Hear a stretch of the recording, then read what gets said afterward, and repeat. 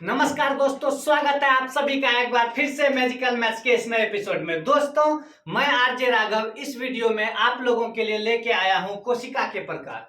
दोस्तों, इससे पहले के वीडियो में हम लोग कंप्लीट समझ चुके हैं कि कोशिका क्या होते हैं और कोशिका के अंग कौन कौन होते हैं और उनके कार्य क्या होते हैं। दोस्तों, इस वीडियो में हम लोग समझेंगे कि कोशिका कितने प्रकार के होते हैं और कैसे काम करते हैं। दोस्तों, हम लोग ये बात जान चुके थे कि कोशिका लगभग सभी जीवों में एक समान होता है। यहाँ हम लगभग कर रहे हैं क्योंकि कुछ अंतर हो सकते हैं कोशिका में।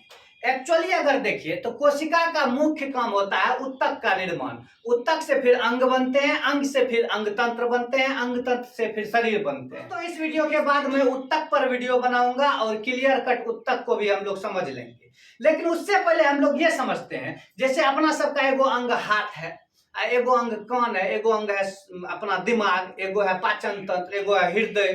क्या इस सभी अंग का निर्माण एक के रंग का कोशिका से हुआ होगा? तो कहते हैं कि नहीं, कोशिका में कुछ मेन अंतर हो जाता है।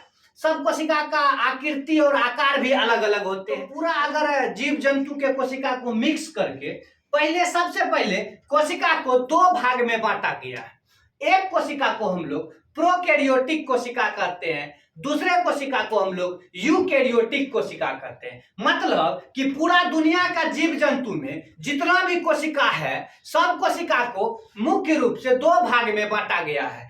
एक को बोलते हैं हम लोग प्रोकैरियोटिक कोशिका और दूसरे को बोलते हैं यूकैरियोटिक कोशिका। दोस्तों, इस वीडियो में हम लोग मुख्य रूप से देखते हैं कि आखिर क्या होते हैं प्रोकैरियोटिक कोशिका और क्या होते हैं यूकैरियोटिक कोशिका। दोस्तों, प्रोकैरियोटिक कोशिका को पहचानने का सबसे आसान उपाय है कि प्रोकैरियोटिक कोशिका बहुत छोटा होता है, जबकि यूकैरियोटिक कोशिका थोड़ा बड़ा होता है। तो मुख्य रूप से अंतर हम लोग समझते हैं। दोस्तों, प्रोकैरियोटिक कोशिका बहुत छोटा होता है।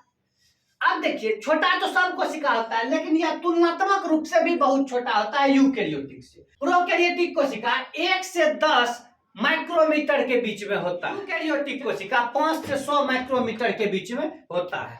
दोस्तों, प्रोकैरियोटिक कोशिका में केंद्रक अविकसित होता है या नहीं होता है। हम लोग पढ़े थे ना जी कि कोशिका में केंद्रक होता है, लेकिन प्रोकैरियोटिक कोशिका में केंद्रक मिलबे न करेगा आपको। ये तो मिलबो करेगा तो आधा सीधा बिना झिल्ली वाला थोड़ा सा मिलेगा। कहते हैं हम लोग कि प्रोकैरियोटिक कोशिका में केंद्रक अविकसित होता है, जबकि यूकैरियोटिक कोशिका में केंद्रक विकसित होता है, मतलब बढ़िया से होता है जैसा होना चाहिए। तीसरा अंतर क्या है दोस्तों कि प्रोकैरियोटिक कोशिका में केंद्रिका नहीं पाया जाता है। अब अभी देखिए कि केंद्रक ही अविकसित है। जब केंद्रक ही अविकसित है तो उसके बीच में रहता है ना केंद्रिका, हम लोग पढ़े थे। तो केंद्रिका इसमें रहबे न करता है, किसमें? प्रोकैरियोटिक कोशिका में। जबकि यूकैरियोटिक कोशिका में केंद्रिका रहता है, केंद्रक भी अच्छा से रहता है और केंद्रिका भी रहता है। दोस्तों, चौथा अंतर है कि प्रोकैरियोटिक कोशिका में गुणसूत्र मात्र एक गो पाया जाता है, जबकि यूकैरियोटिक कोशिका में ढेरी गुणसूत्र पाया जाता है। यह गुणसूत्र वही है दोस्तों जो पैतृक गुणों का वाहन करता है, जिससे कि पिता का गुण उसका बेटा में आता है।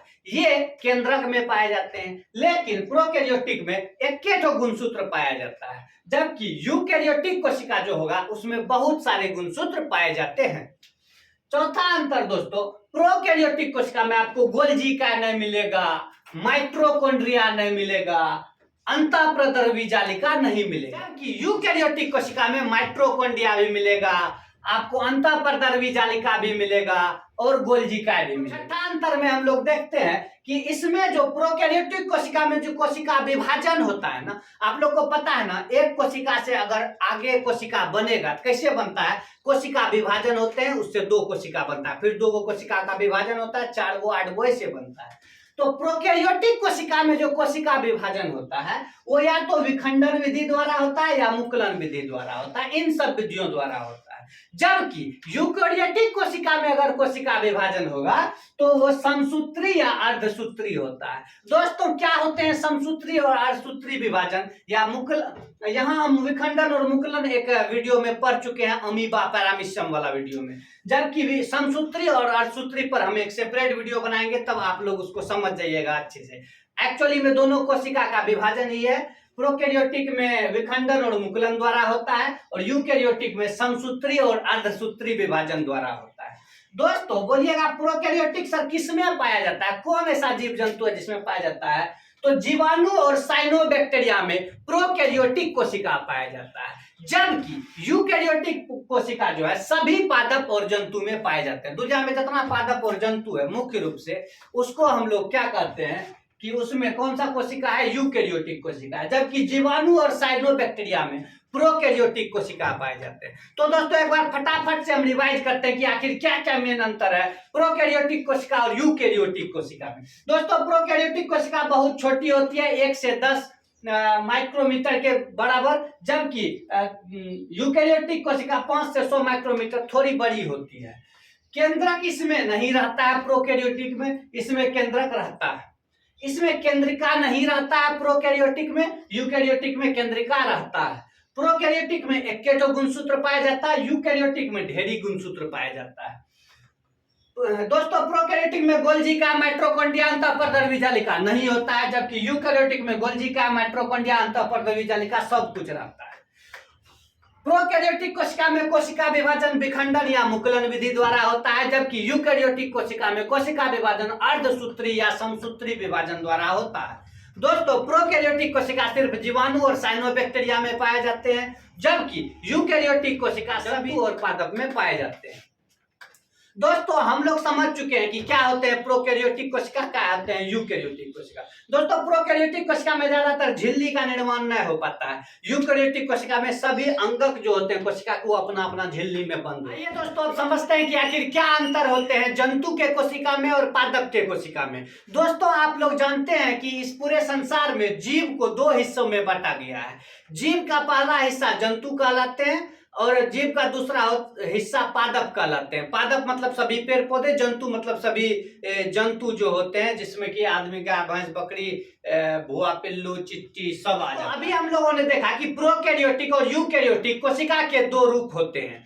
अब यूकैरियोटिक में ही हम लोग जानते हैं कि यूकैरियोटिक कोशिका पादप में भी पाया जाता है और जंतु में भी पाया जाता है।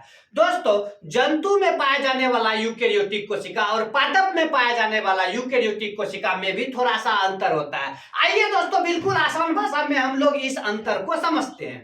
दोस्तों पादप में जो यूकैरियोटिक कोशिका होता है वो थोड़ा सा बड़ा होता है जंतु के तुलना में। मतलब हमारे देह में जो होगा कोशिका और आम के गाछ के देह में जो कोशिका होगा, कोशिका मेरे कोशिका से थोड़ा सा बड़ा होगा। तो पादप का कोशिका थोड़ा सा बड़ा होता है, जबकि जंतु का कोशिका थोड़ा सा छोटा होता है। दोस्तों दूसरा अंतर देखिए कि पादप के कोशिका में कोशिका भित्ति पाया जाता है, जबकि जंतु के कोशिका में सिर्फ कोशिका झिल्ली पाया जाता है। दोस्तों हम लोग भित्ति और झिल्ली को समझ गए थे कि कोशिका का सबसे बाहरी भाग को कहते हैं कोशिका भित्ति। यह भित्ति सिर्फ पादप के कोशिका में ही पाया जाता है, हम लोग के कोशिका में नहीं पाया जाता है। दोस्तों ये जो कोशिका भित्ति होता है ना, ये सेल्यूलोज का बना होता है, जो एक कार्बोहाइड्रेट है, तो सेल्यूलोज का बना होता है कोशिका भित्ति, जो खाली गाछ वृक्ष में होता है, हम लोग में नहीं होता है। तीसरा अंतर क्या है दोस्तों कि इसका आकार निश्चित। आप समझिए आपको एगो कठोर चीज चारों बगल से घेर ले रहेगा और आपको एगो ढीला चीज चारों बगल से घेरेगा, तो जिसको कठोर चीज चारों बगल से घेर के रहेगा उसका आकार तो निश्चित होगा। जैसे समझिए नारियल है तो नारियल का आकार निश्चित हो जाता है क्योंकि उसको कठोर चीज घेरे हुए है। यही बाकी रसगुल्ला को देखिए उसका आकार और निश्चित होता है क्योंकि उसको ढीला चीज बाहर से घेरा हुआ, कभी चौप दिए कभी ऐसे हो गया।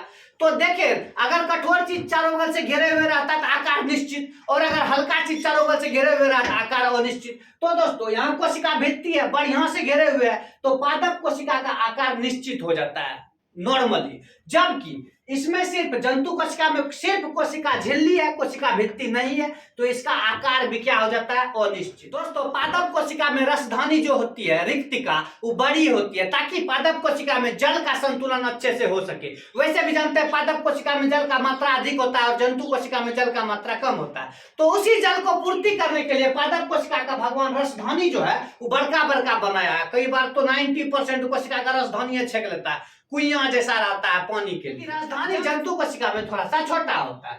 दोस्तों पादप कोशिका में लवक रहता है प्लास्टिड, जबकि जंतु कोशिका में लवक नहीं होता है। दोस्तों ये लवक क्या होता है, लवक 3 प्रकार का होता है, क्लोरोप्लास्ट, क्रोमोप्लास्ट और ल्यूकोप्लास्ट। ये हरित लवक, उसके बाद वर्णी लवक और अवर्णी लवक। वर्णी लवक जिसके कारण कि गाछ सब में फूल का रंग लाल पीला होता है, और वर्णी लवक जिस जड़ में रहता है उसमें कोनो रंग नहीं होता है, और हरित लवक जो पत्ता सब में रहता है ताकि हरा रहता है। तो ये लवक सब खाली पेड़े पौधा में पाया जाता है और जंतु में नहीं पाया जाता। सोचिए अगर जंतु में भी लवक पाया जाता, कपाल का बाल सब लाल पीला हरा हो जाता, और कभी उजला रहता कोई जगह पे, कोई जगह हरा हो जाता। अगर हरित लवक रहता, वर्णी लवक रहता तो लाल पीला, और वर्णी लवक रहता तो एकदम उजला हो जाता है। लेकिन दोस्तों ये खुशी की बात है कि हम लोग के शरीर में लवक नहीं पाए जाते हैं, जबकि लवक सिर्फ पेड़ पौधे में पाए जाते हैं। इसलिए लाल पीला गुलाबी फूल भी हो जाता है, हरा हरा पत्ता भी हो जाता है, और जड़ जो होता है वो रंगहीन होता है क्योंकि उसमें ल्यूकोप्लास्ट रहता है। दोस्तों सेंट्रोसोम यानी तारक काय नहीं पाया जाता है किसमें? पादप कोशिका में। सेंट्रोसोम दोस्तों वही था जो कि कोशिका विभाजन में मदद करता है। आप सोचिएगा कि बड़का समस्या हो गया कि सेंट्रोसोम ये नहीं सर, कोशिका विभाजन कैसे होता होगा पादप कोशिका में, गांठ सब बढ़ता कैसे? तो दोस्तों उसमें कोशिका विभाजन के लिए माइक्रोट्यूब्यूल्स रहते हैं जो स्पिंडल का निर्माण करते हैं कोशिका प्लेट का, तब विभाजन होता है। उसमें विभाजन की प्रक्रिया जंतु के विभाजन की प्रक्रिया से थोड़ी सी अलग है। तो ये याद रखना है कि पादप कोशिका में जो है सेंट्रोसोम यानी तारक काय नहीं पाए जाते हैं, जबकि जंतु के कोशिका में सेंट्रोसोम पाए जाते हैं ताकि कोशिका विभाजन आराम से हो सके। दोस्तों इसमें जो गोल्जी काय होता है ना पादप कोशिका में, वो थोड़ा नॉर्मल सा होता है। गोल्जी काय का खाली डिक्टोयोसोम सब रहता है, गोल्जी काय पूरा बढ़िया वाला गोल्जी काय नहीं रहता है। लेकिन जो जंतु में रहता है वो जटिल गोल्जी काय रहता है, पूरा विकसित। देख लेते हैं एक बार फिर से कि क्या आखिर पादप कोशिका और जंतु कोशिका में है। एकदम 5 से 6 अंतर याद रख लीजिए, सब दिन के लिए याद रह जाएगा और काम देगा। पहला अंतर, पादप कोशिका थोड़ा सा बड़ा होता है, जंतु कोशिका थोड़ा सा छोटा होता है, दोनों को अगर तुलना कीजिएगा। दूसरा बात, पादप कोशिका में कोशिका भित्ति पाया जाता है, जंतु कोशिका में कोशिका भित्ति नहीं पाया जाता है। तीसरा बात, इसका कोशिका भित्ति है, इसका आकार निश्चित हो गया, ऐसे है तो ऐसे रहेंगे, जबकि जंतु कोशिका का आकार अनिश्चित है, कभी मुड़ी ऐसे हिला लिया कभी ऐसे हिला लिया, आकार अनिश्चित है। तीसरा बात, इसका राजधानी बड़ा, पानी का ढेर जरूरी है, तो कुइयां बड़का वाला है उसके पास, किसके पास? पादप के पास, जबकि जंतु को पानी का थोड़ा सा कम जरूरी है, इसलिए उसका राजधानी छोटा है, कुइयां छोटा है। चौथा बात, इसमें लवक रहता है ताकि लाल फूल हो सके, हरा पत्ता हो सके और बाकी काम कर सके, जबकि जंतु कोशिका में लवक नहीं पाया जाता, इसीलिए आदमी गोरा या करिया दुए रंग का होता है, लाल आदमी पीला आदमी गुलाबी आदमी नहीं देखे हैं। चौथा बात देखिए दोस्तों, इसमें सेंट्रोसोम तारक काय नहीं पाया जाता, किसमें? पादप में। उसका विभाजन माइक्रोट्यूब्यूल से होता है, उसके मदद से, जबकि हम लोग में जो कोशिका विभाजन होता है उस सेंट्रोसोम के मदद से होता है। ये ठीक उसी प्रकार हो गया दोस्तों कि हम लोग में अलग से एक जोगाड़ है कोशिका विभाजन के लिए, उन लोग में अलग से जोगाड़ नहीं है कोशिका विभाजन के लिए, उसमें अपने से करना पड़ता है। अगला बात दोस्तों, इसमें गोल्जी काय का साधारण रूप है, किसमें? पादप कोशिका में, जबकि जंतु कोशिका में गोल्जी काय पूरा जटिल है, बढ़िया है ताकि अच्छा से काम कर सके, इसीलिए ना हम लोग का शरीर ज्यादा जटिल है। दोस्तों उम्मीद है इस वीडियो के माध्यम से आप लोग प्रोकैरियोटिक कोशिका और यूकैरियोटिक कोशिका में अंतर समझ लिए होंगे। आप समझ गए होंगे पादप कोशिका और जंतु कोशिका में अंतर। दोस्तों अगले वीडियो में हम लोग उत्तक के बारे में पूरा कंप्लीट समझेंगे। इसी प्रकार के इंफॉर्मेटिव वीडियो देखने के लिए आप हमारे चैनल को लाइक एवं सब्सक्राइब करें। मैं आरजे राघव आपके बीच आता रहूंगा। बहुत बहुत धन्यवाद।